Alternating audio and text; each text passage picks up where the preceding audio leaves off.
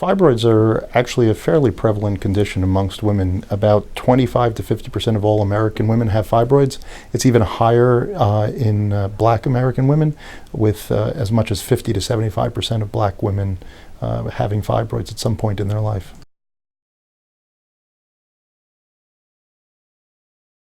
Fibroids are actually pretty easily diagnosed these days. An ultrasound is usually the standard test. It's not very expensive. It's usually available in most OBGYN's offices, if not in pretty much every radiology center. However, we do get more information from MRIs, and as we use more of these advanced techniques, the MRIs actually give us a little bit better information because it better defines the number of fibroids, the location of the fibroids, and it can also rule out another condition called adenomyosis. Which can be a problem for some patients. Adenomyosis is when the lining of the uterus, known as the endometrium, grows into the wall of the uterus. It's similar to endometriosis, where the lining of the uterus grows outside the uterus in other places. Here it's growing into the wall of the uterus, and it can cause a whole slew of problems relating to bleeding and pain. Actually, fibroids can look fairly different depending upon what the fibroid is. Fibroids are actually monoclonal. They originate from one cell, and that creates the tumor, and the tumor grows from it. What's interesting is that each fibroid comes from its own cell. There are different cellular classifications of fibroids, depending upon how cellular they are. And they also frequently will exhibit signs of necrosis if the blood supply has been cut off. They're fairly large. In pregnancy, there's different types of necrosis that can happen to fibroids as well as the uterus grows in size.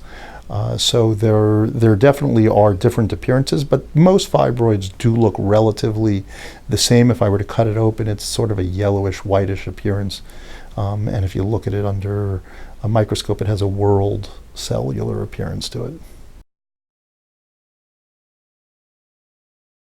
It's hard to know for sure. Genetics definitely plays one piece of it. We're still trying to figure out the basic science as to why people get fibroids and why certain people have more of a prevalence to them than others, but it definitely seems that genetics is a piece. We do know that there are certain genetic mutations that could increase the risk of developing fibroids. However, what we know is that that doesn't explain all of them, because if we do examine all fibroids, those same genetic mutations are not present in all of them. What we know is that fibroids present very differently for many women. Some women may have one fibroid, some women may have multiple fibroids, some women may get a small fibroid that causes tremendous problems for them, some women may have multiple large fibroids and don't even have any problems at all. So we know that the range of symptoms as it relates to the fibroids is very different from person to person. And we also know that the way that the fibroids themselves will grow is very different from person to person. You know, what's funny and what's kind of sad about it, though, is that it's a condition which affects so many people, and you would anticipate that we would know more about it by now.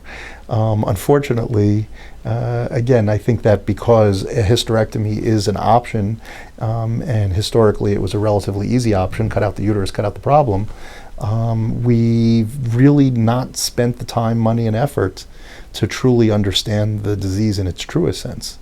And I think we're just now starting to really get a better understanding of what it is.